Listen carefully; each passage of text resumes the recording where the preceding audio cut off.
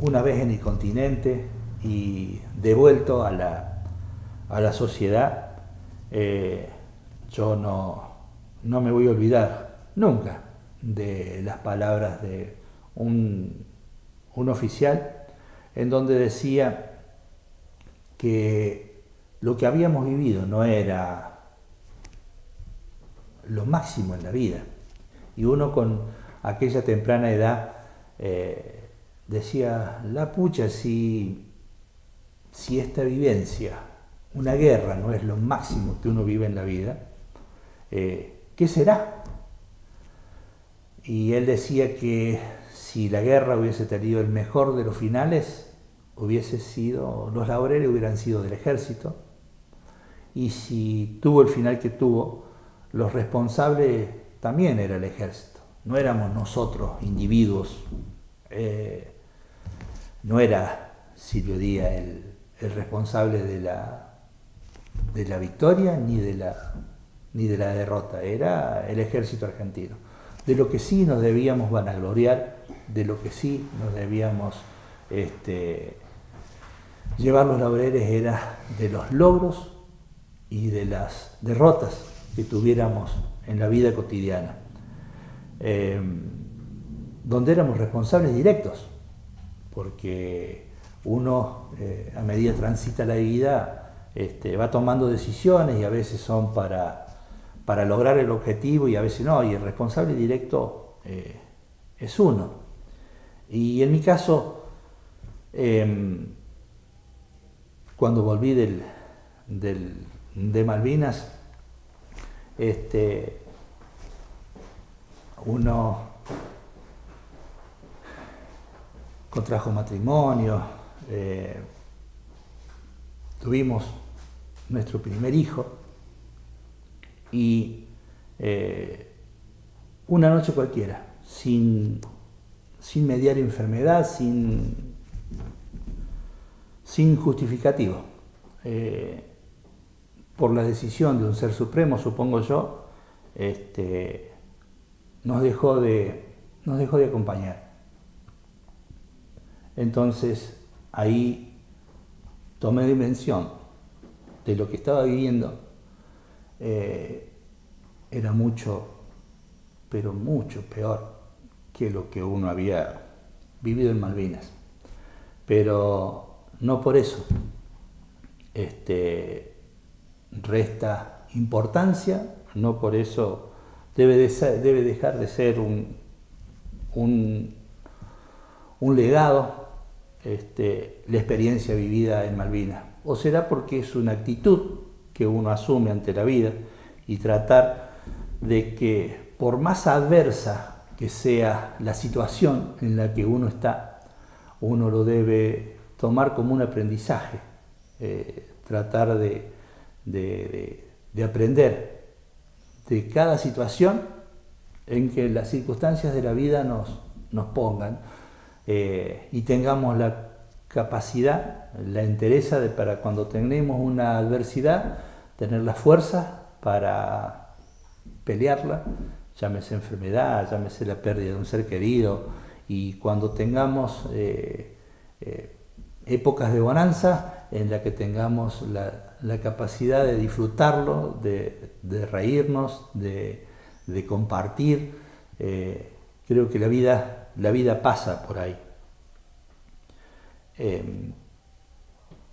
No es fácil el día a día para un veterano de Malvinas, y creo que es donde debemos ser más que agradecidos, porque la problemática que sufre el veterano de guerra no es común, y el presente depende de la contención familiar que él tenga. Así que creo que somos o debemos ser muy agradecidos con la gente que nos rodea, el ciudadano común, la familia, los amigos, porque es ahí donde uno encuentra la contención, es ahí donde uno encuentra el hombro donde apoyarse, es ahí donde uno sienta las bases y sí reprocharle al Estado esa desmalvinización que hubo después del conflicto. Y no es una opinión al azar, creo que la realidad demuestra que así fue. En Malvinas quedaron 649 vidas y llevamos una cifra mayor de pérdida de excombatientes que han decidido quitarse la vida. Entonces ahí es donde estos números hablan de la problemática, donde uno toma dimensión, donde porque no se logró el objetivo, se los puso debajo de la alfombra y bueno, la suma de problemas que la vida nos pone por delante, más la herencia de Malvinas, han decidido terminar con su vida. Y vuelvo a repetir, es donde noto la ausencia del Estado. Nosotros somos excombatientes del año 1982 y el Estado nos reconoció como tal en el año 1993. Pasaron 11 años sin una contención médica, sin un psicólogo que nos... Recién cuando fuimos madurando y cuando veíamos esta problemática tratamos de agruparnos y empezar a pelear por nuestros derechos, y se siguen peleando día a día. Cuando uno ve por ahí otro tipo de reconocimiento en gente que ni siquiera aportó nada para el bien común. Y no hablo del reconocimiento económico, no pasa por ahí la cosa pasa por el reconocimiento y la contención psicológica, tratar de reinsertarlo en la sociedad, tratar de que esa experiencia de vida sirva para un aprendizaje, que no sea una mochila de una mala experiencia, que no sea esa pérdida de un ser querido en aquella gesta, de algún superior, de algún soldado, que no nos sintamos responsables de eso. Y con respecto a la sociedad, creo que año a año se le va, tal vez sea porque somos un país que vivimos en democracia pocos años, somos un país joven, pero creo que con el correr del tiempo debemos involucrarnos en la sociedad y la sociedad involucrarlos para ver si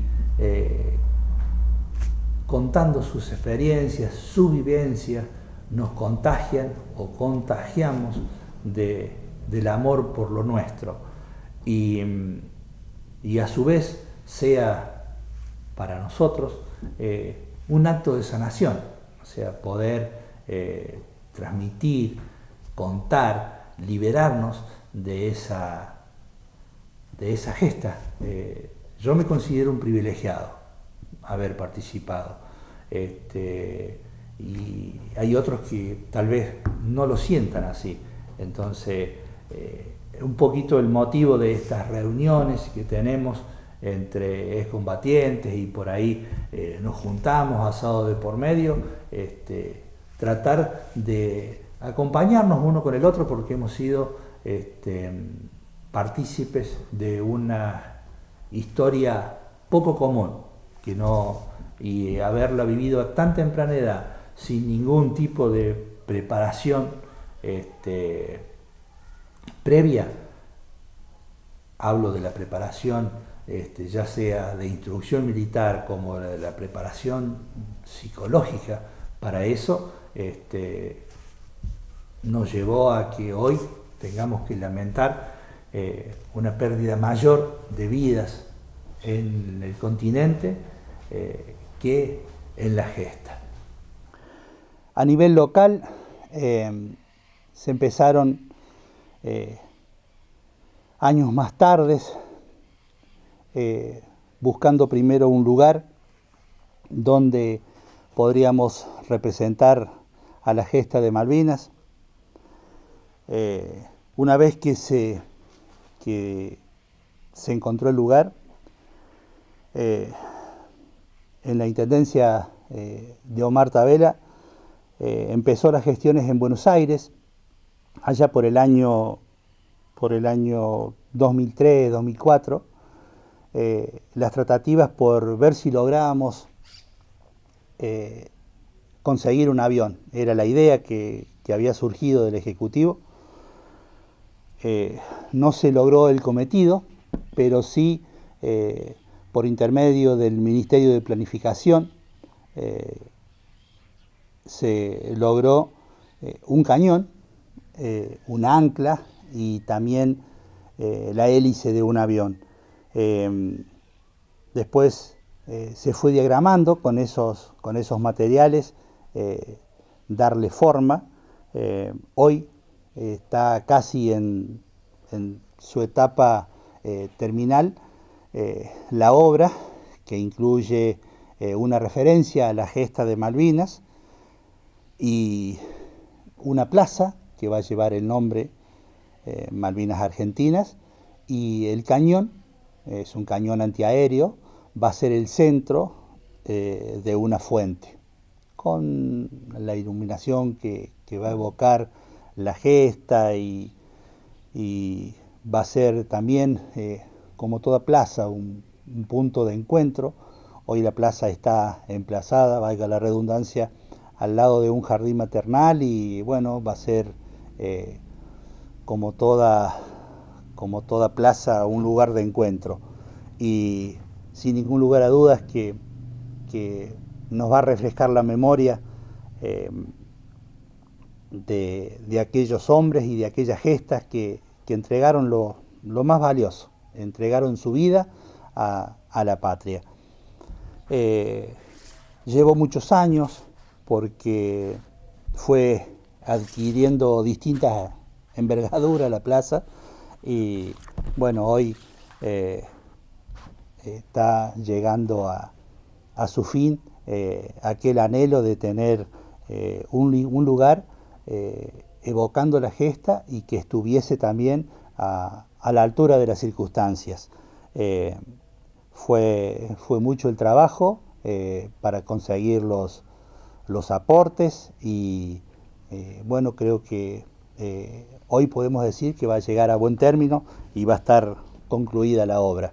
Mirá si estaba atlético. Era una rana. ¿Por qué esto no sale? ¿Qué pasó acá? Ve. Con el transcurso del tiempo, uno como que va tomando otra dimensión, y cuando hace un paréntesis en la vida cotidiana y se pone a ver imágenes y a leer de aquella gesta, doble mérito el de nuestros soldados, el de nuestros combatientes. ¿Por qué digo doble mérito? Porque, a ver, desde la superioridad numérica, donde nuestro ejército había movilizado 14.000 hombres, y ellos nos duplicaban en hombres. Ellos movilizaron 28.000. Y cuando uno compara el equipamiento de una fuerza y la otra, la verdad que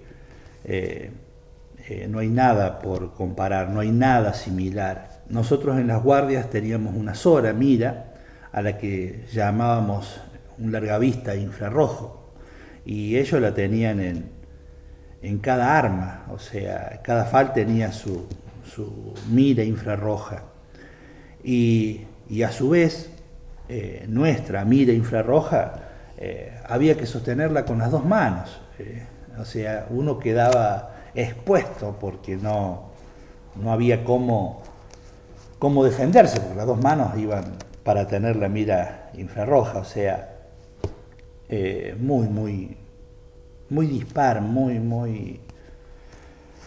No sé si vale la comparación, pero vendríamos a ser el indio con la flecha y ellos con toda la información y la tecnología de ese momento.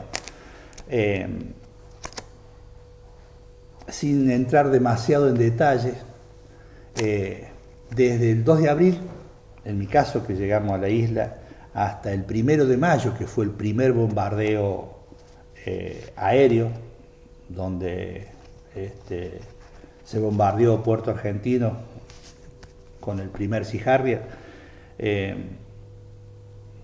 hacíamos las posiciones, los llamados pozos de zorro, y también hacíamos los campos minados y los cazabobos. Era enterrar una estaca a la cual se le hacía un lazo de alambre y bueno, la intención era de que el enemigo entrara por esa manga y se enredara en el alambre y bueno, nos brindara una posibilidad de tiro, una opción más.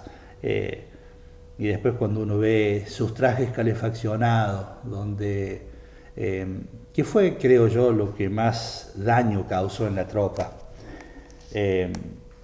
Desde el 1 de mayo hasta el 14 de junio,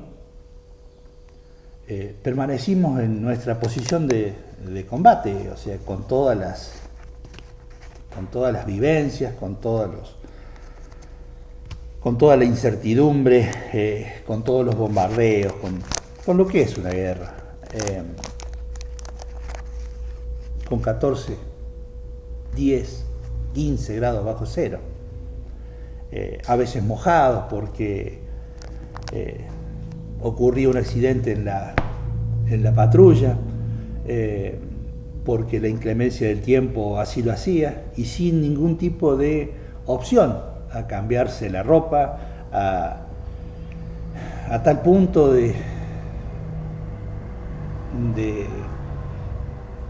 sentir incómoda la ropa interior. Hablar de 50 días sin ni siquiera poder higienizarse, y eso es lo que cala hondo, eso roza lo que es el abandono de personas. Ir a una guerra sin tener cubiertas las necesidades básicas, ya sea la medicina a disposición, más en una isla donde se había roto el puente aéreo, así que tampoco se podía evacuar al que sería. Entonces uno quedaba a expensas de Dios.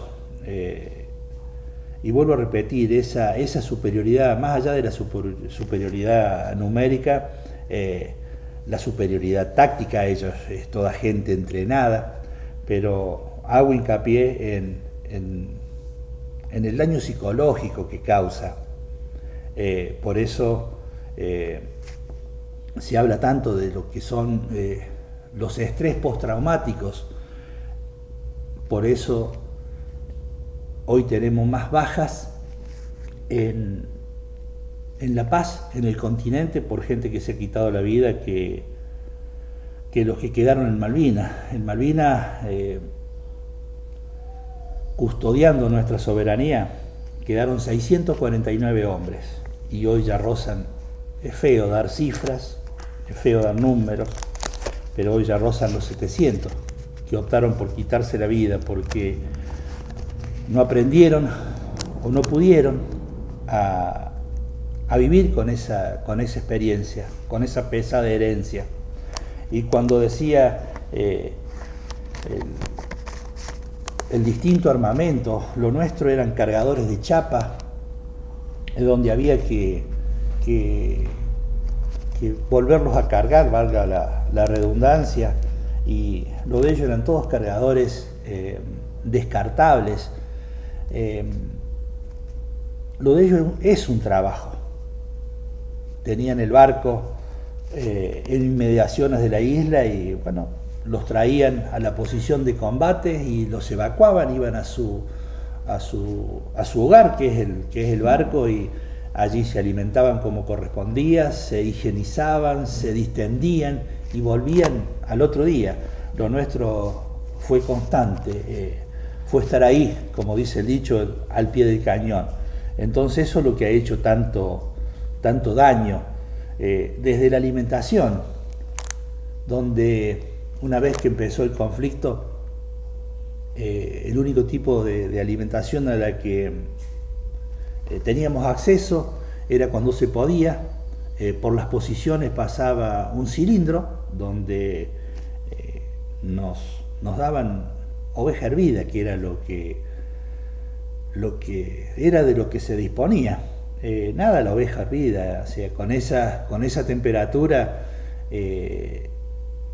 cuando depositaban la porción en el plato, que era un plato de acero, se soldaba porque el cebo del caldo que tenía, con esas temperaturas se pegaba en el plato. Y después venía cómo higienizar ese plato, o sea, no se disponía ni del agua, ni del detergente, ni del jabón, o sea, algunos lo aseaban en el mismo piso, en la misma turba, y es ahí donde aparece la miseria humana, ¿no? Ese instinto de supervivencia. A ver, para ponernos en contexto, donde una isla donde vivían 3.000 personas, que de repente lleguen 14.000 hombres argentinos, y no digo los 28.000 ingleses porque bueno, lo de ellos era entrar y salir, pero con la tropa argentina nomás, se hizo muy difícil conseguir el agua, conseguir el papel. Digo el papel porque por ahí es con lo que uno, sin ser demasiado explícito, es con lo que uno se higieniza, o sea, no, eso es lo que creo que es lo que más daño hizo. El resto, uno se aferra, vuelvo a repetir, al instinto de supervivencia y a la lucha por la camaradería. Digo camaradería porque después uno se aferra a los símbolos y le da otra dimensión, pero en el momento uno pone en riesgo la vida porque el otro está al lado poniéndola. Entonces uno pelea por salvar su vida y por salvar la del otro, porque el otro puede salvar la nuestra. Entonces esa hermandad, esos lazos que se crean en situaciones límites, después perduran en el tiempo, y es donde uno a veces hace un mea culpa y donde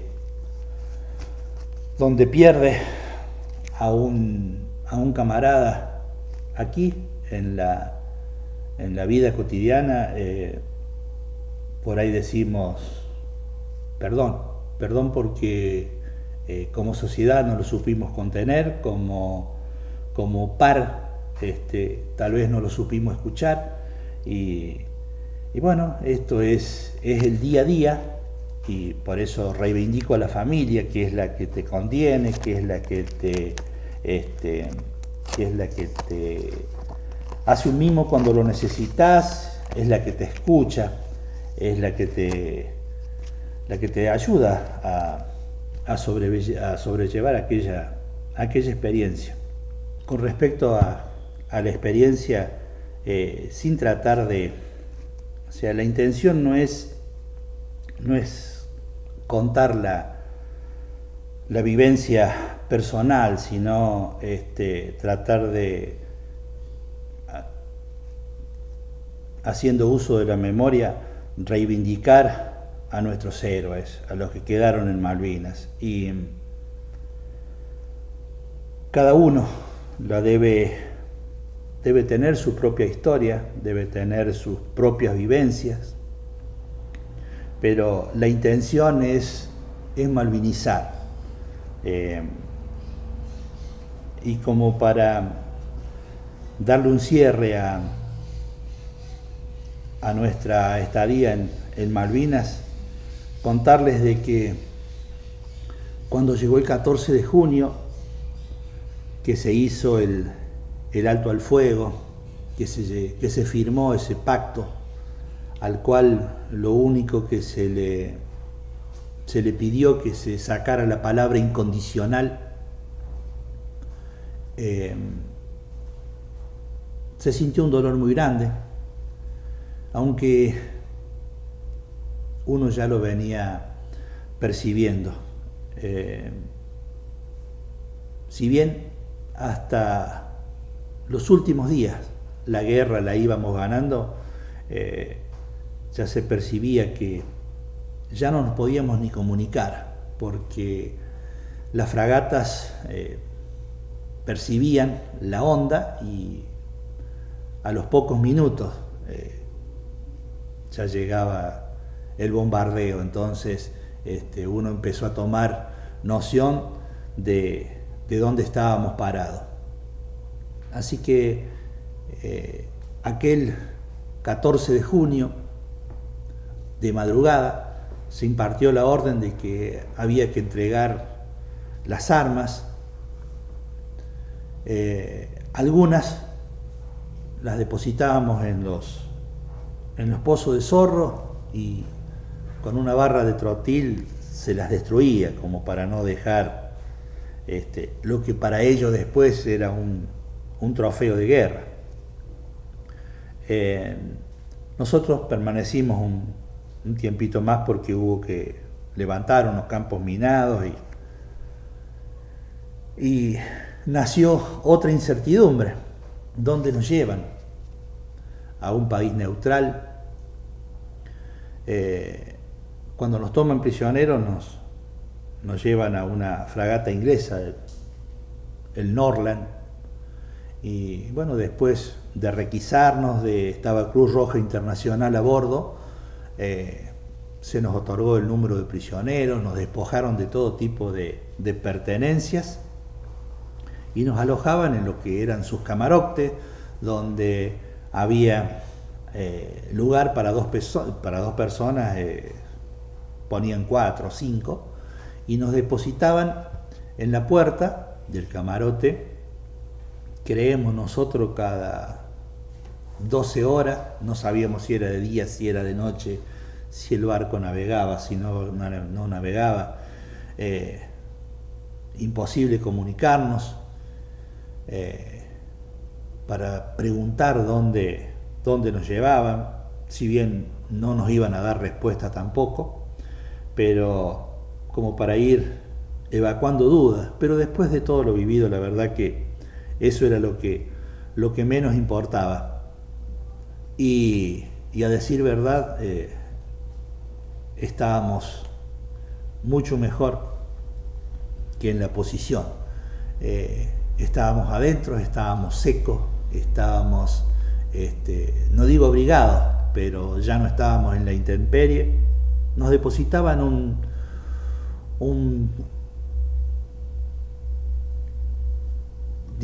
prepack de esos tipos de envase Tetra Brick que tenemos nosotros, como viene envasado el tomate al natural, en cartón de aluminio, una leche en polvo y una tostada con un huevo duro. La verdad que nos sentíamos casi agasajados. Y bueno, después nos dejan, con el correr de los días, nos dejan en Puerto Madryn. Ese día,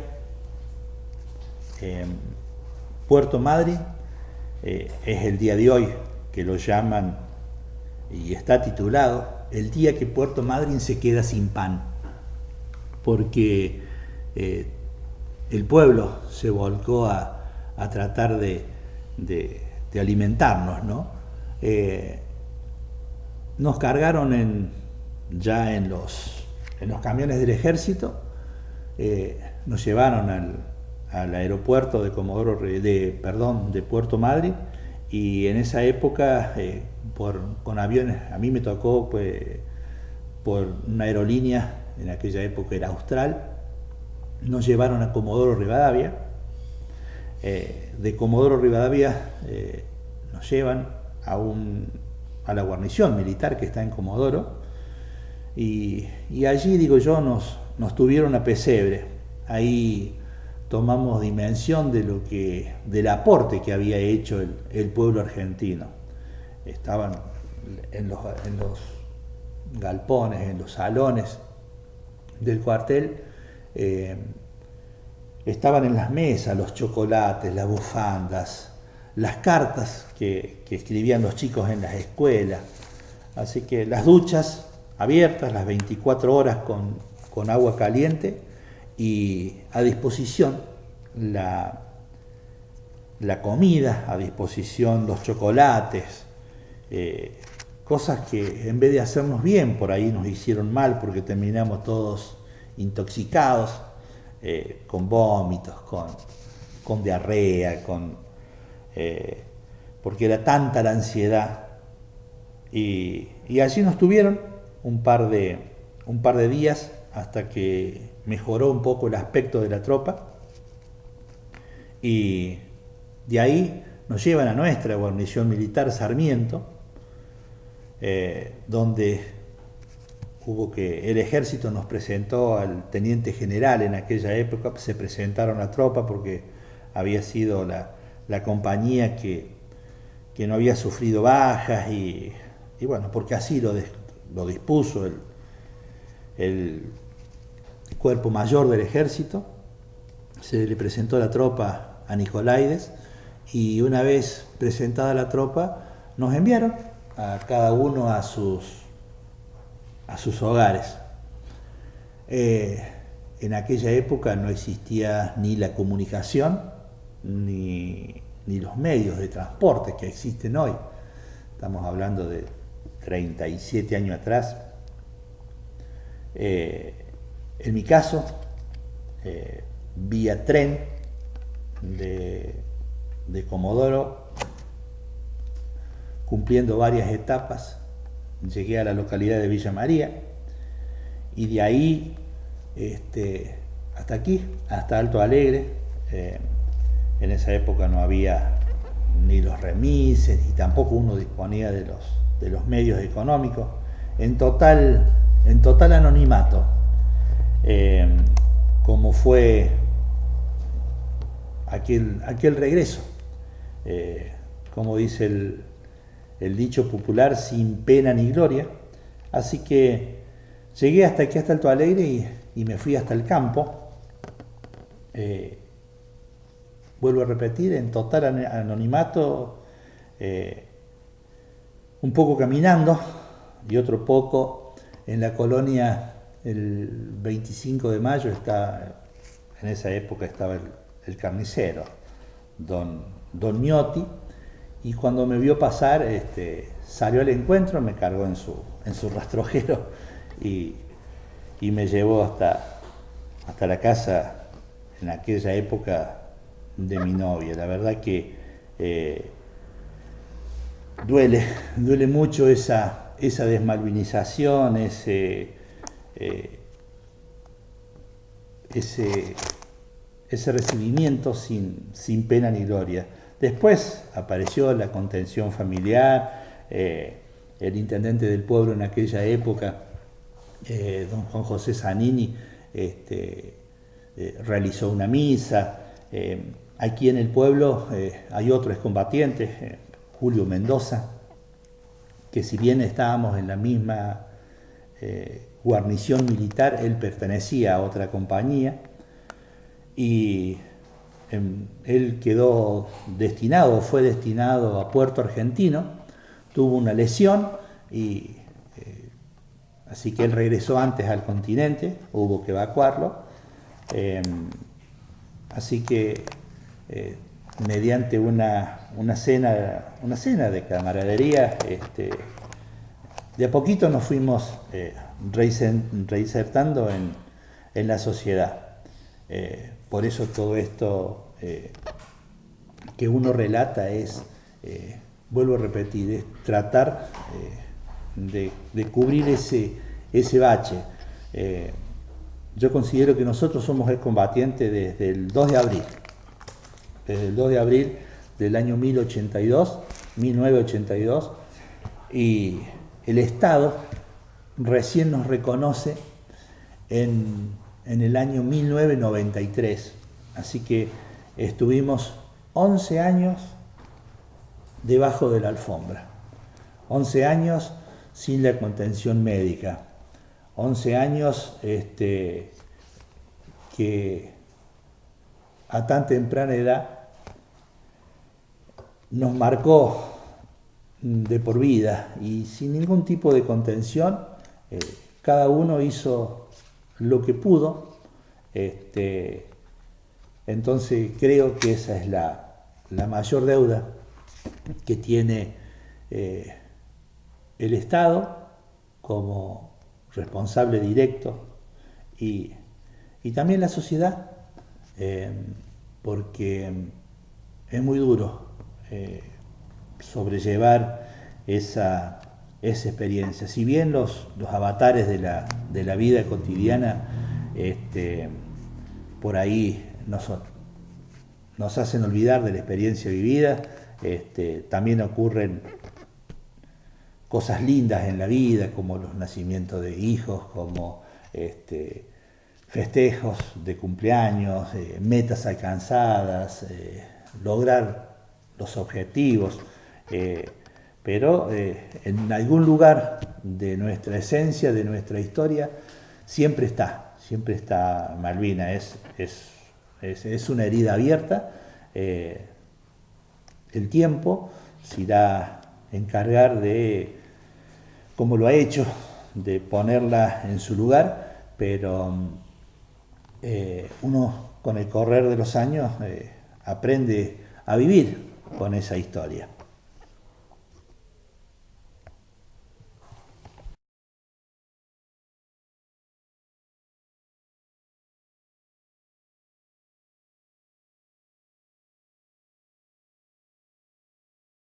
Nosotros primero fuimos a Puerto Stanley. Para nosotros Puerto Argentino. Esta es la isla Soledad, isla Gran Malvina. Después, a bordo del almirante Irízar, fuimos a lo que fue nuestro destino final, que fue Bahía Fox del Este. Acá hay una bahía, el famoso Estrecho San Carlos, donde se dieron los combates más cruentos. Esto es Monte London. Aquí venimos a lo que es donde está Pradera de Ganso. Aquí cerquita está Darwin, donde está el cementerio de Malvinas. Desde Puerto Argentino a Darwin, donde está el cementerio, hay aproximadamente 70 kilómetros, entre 65 y 70 kilómetros. Todo su equipo es local, es lo que vendrían a ser nuestros ministros. Este es el escudo que identifican la Falkland. Allá atrás se ve la casa de gobierno, en donde van relatando cómo ha ido cambiando su economía, donde explotaban el ganado ovino. Transcurre el tiempo y un buen día un amigo, Omar Tabela, me propone visitar Malvinas. La verdad que en un primer momento surgen un montón de preguntas. ¿Podré, para visitar Malvinas hoy, hay que hacer una serie de trámites, llámese pasaporte y todo lo que eso involucra? Involucra un sello, un sello de Falkland Island, y nosotros que la sentimos nuestra, da un poco de escozor, es reconocer en alguna medida que no son nuestras, pero también existía la posibilidad de visitar aquellas tierras. Iba a ser en un entorno familiar, él con su familia, yo con mi compañera, un matrimonio amigo más, y nos embarcamos en esa inquietud. Se diagramó el viaje y llegamos a Malvinas. La verdad que amanecer y tenerlas al frente confluían en uno un montón de sensaciones. Había que armarse de valor y encontrar algún tipo de respuestas y evacuar algún tipo de dudas. Así que muy temprano a la mañana pisamos suelo malvinense. No habíamos reservado ningún tipo de excursión en la isla y día anterior surgió la inquietud, uno ya se iba entrando en clima y decía visitar Malvinas y no visitar por lo menos el cementerio que está en Darwin. No iba a ser una visita conclusa, iba a sonar como inconcluida, así que empezaron las gestiones para conseguir a último momento una excursión. La verdad que no existía la posibilidad. Después, tanto insistir, se logró un lugar para visitar el cementerio Darwin. Y bueno, todos concordaron en que ese lugar lo tenía que ocupar yo. Y una vez estando en Malvinas me subí al micro que nos llevó hasta Darwin. Es un viaje que tiene más de 1 hora de recorrido, en donde la guía va relatando todos los sucesos que van aconteciendo, porque pasa por Monte London, por Monte Dos Hermanas, Darwin incluso, donde se dieron los combates más cruentos. Entonces tienen armado el relato muy similar a la realidad, con muchos datos, muy precisos, como que van creando el clima para llegar al cementerio. Transcurrió el tiempo, el micro llegó al cementerio y bajó todo el pasaje. Sinceramente me costaba juntar el valor para haber perpetrado en un solo lugar toda la gesta. Me tomé mi tiempo y cuando bajé del micro, por obra del Ser Supremo, digo yo, Omar, Sonia, su hija Nayeli y Verónica habían conseguido un transporte que los llevó hasta el cementerio. Ellos creo que llegaron antes que yo. Así que cuando bajé del micro, ellos estaban en el cementerio y hicieron mucho más llevadera la situación. Es el día de hoy que les agradezco el acompañamiento, el gesto, la idea, y confundidos En un llanto, en un abrazo, surge la pregunta, ¿yo podría estar allí? No me tocó, no lo quiso el destino. Fue muy emocionante, fue muy emotivo. Yo no sé si ese tipo de visita cierra una herida, pero es es una sanación, es es un mimo, es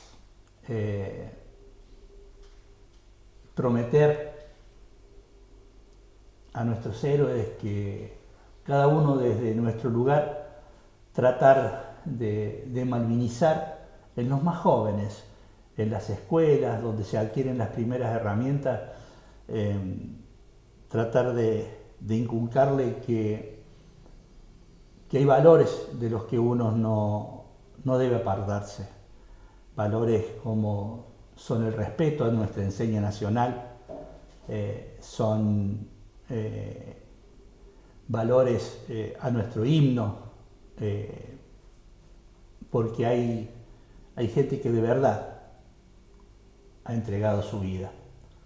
Entonces, ese compromiso asumido con los que quedaron en Malvinas, que nuestra tarea sea inculcar que esa gesta sea prohibido olvidar. Me parece que es un nombre que es atinado, que resume todo lo vivido. Prohibido olvidar.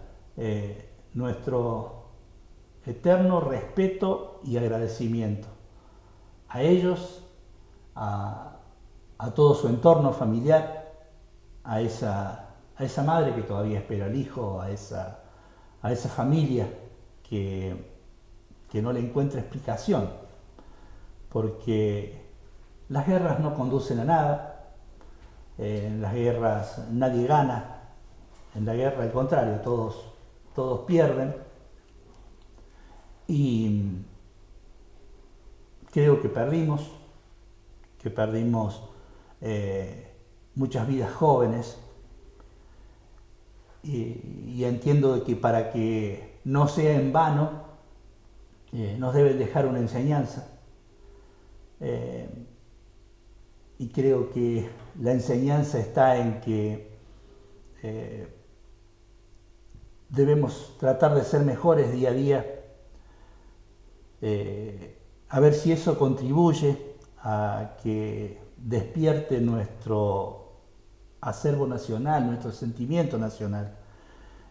Uno por ahí no entiende cómo en un partido de fútbol donde juega la selección nos abrazamos, coreamos juntos, nos angustiamos juntos, lo vivimos juntos, y uno ve expresada la pasión de multitudes, y quizás en un acto para un 2 de abril, y esto no va con ningún tipo de resentimiento, pero sí uno se cuestiona por qué un 2 de abril en un acto no hay tanta gente, si bien reconozco que año a año como que se va tomando más conciencia.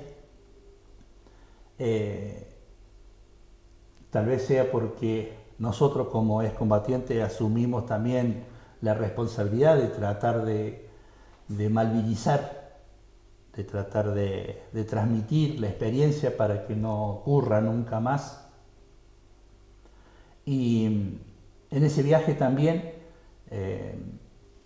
uno trata de que también deje un aprendizaje. Y el aprendizaje es cómo crecen y cómo crecemos. Los que tenemos la posibilidad de viajar, uno visita el sur hoy, y lo visité allá por el año 1982, y si bien hay algún crecimiento en lo que es la energía eólica, otro tipo de avance no se ven hoy, tal vez con Vaca Muerta, uno vea un poco más de expansión y movimiento en el sur. Pero visitar Malvinas hoy, después de 36, 37 años, uno ve un cambio abismal. Entonces, creo que ya no es una cuestión de Gran Bretaña y Argentina. Creo que hoy no se le va a poder hacer oídos sordos a los que viven en el lugar, a los isleños. Y ellos definen, yo me tomé el atrevimiento de traer un poco de material, y ellos definen nuestras islas, nuestra historia. Hay familias que tienen ya hoy 9 generaciones en el lugar. En su mensaje no quieren ser argentinos, no quieren ser ingleses. Si bien hablan el idioma, tienen un sistema de gobierno, si bien el gobernador viene de Gran Bretaña, pero tienen lo que para nosotros son los ministerios, toda gente del lugar, los que están a cargo de la salud, de la infraestructura, es toda gente del lugar, así que tienen mayoría absoluta en lo que respecta a las decisiones en política, tienen moneda propia, son autosustentables, debe ser uno de los lugares donde el PBI per cápita debe ser, sin ningún lugar a duda, el más alto de Sudamérica. Lo único que no tienen es representación diplomática, eso sí está a cargo de Gran Bretaña, y tienen lo que es su protección para cualquier tipo de invasor. No tienen ejército propio, eso sí depende de Gran Bretaña, pero ellos quieren ser independientes. Así que para que nos correspondan, para que la podamos recuperar, creo yo, que más allá de los tratados, de las convenciones, por las vías diplomáticas que nos correspondan porque están dentro de nuestra plataforma submarina y que estén dentro de las 200 millas y que la historia, más allá de la posición geográfica, digan que son nuestras, también las tenemos que merecer. Y creo que una forma de merecerla es interiorizándonos, conociéndolas, estudiándolas. Sabemos poco del lugar y creo que una forma de seducir al isleño para que quiera tener algo que ver con nosotros es tratar de ser una mejor sociedad, es tratar de tener una buena educación, de tener buena seguridad, de ser independientes. Por eso creo que la educación va a ser el pie fundamental, va a ser el puntapié inicial para que ellos quieran tener algo que ver con nosotros. Debemos seducirlos con calidad en medicina, en seguridad, en lo que hace a un país digno de vivir.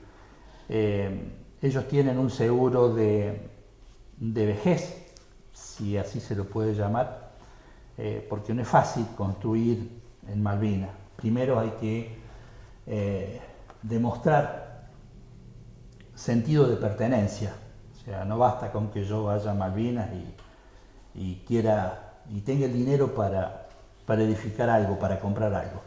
Primero hay que demostrar sentido de pertenencia, entonces eso toma un par de años en los que uno no puede entrar y salir. Si me quiero quedar allá, yo tengo que demostrar que me voy a quedar.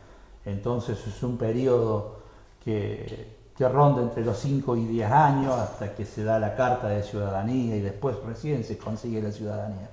Entonces, como demanda tanto tiempo poder hacerse un lugar, poder hacer la casa propia, ellos tienen un seguro a la vejez que es que hay casas destinadas para que el adulto mayor, cuando llegue al ocaso de su vida, que ya no esté insertado en el mercado laboral, pueda tener una vejez digna, donde tenga alimentación, techo y atención médica.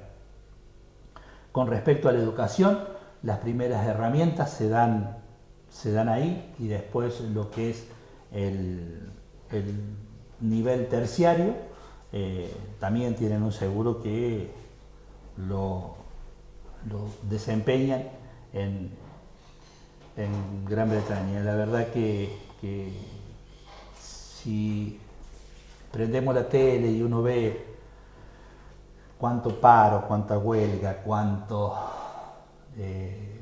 cuánta falta de acuerdo, cuánto conflicto de intereses siempre hay en el medio, es difícil seducirlos. Por eso hago hincapié en que debemos todos juntos ser mejor ciudadanos para que vuelvan a ser nuestras, vuelva a flamear nuestra enseña nacional en el lugar y podamos intercambiar conocimientos. Cuando digo que ellos han crecido, se han ido ayornando. En aquella época su fuente de ingreso era el producto lanar, fruto de la explotación de la oveja. Hoy el turismo desplazó esa actividad. Hoy debe ocupar el tercer lugar en su economía. Hoy su principal fuente de ingreso es el turismo, después le sigue la pesca y creo que por tercer lugar viene lo que es la producción lanar. La verdad que es envidiable ver cómo en un clima tan inhóspito cosechan sus necesidades básicas, llámese hortalizas, tienen sus invernaderos y uno ve con tanta extensión. Aquí nosotros que no logramos cubrir nuestras necesidades. La verdad que cuando uno se compara con otras sociedades, en ese aspecto dejamos mucho que desear. Por eso apuesto al conocimiento y que la tarea de seducir al isleño está en los más jóvenes, apostando a la educación, al crecimiento como sociedad y que sin ningún lugar a dudas nos va a conducir a que seamos mejores personas. Así como somos de apasionados para el fútbol, para otras tantas cosas, también lo seamos para reclamar y merecer lo que nos corresponde.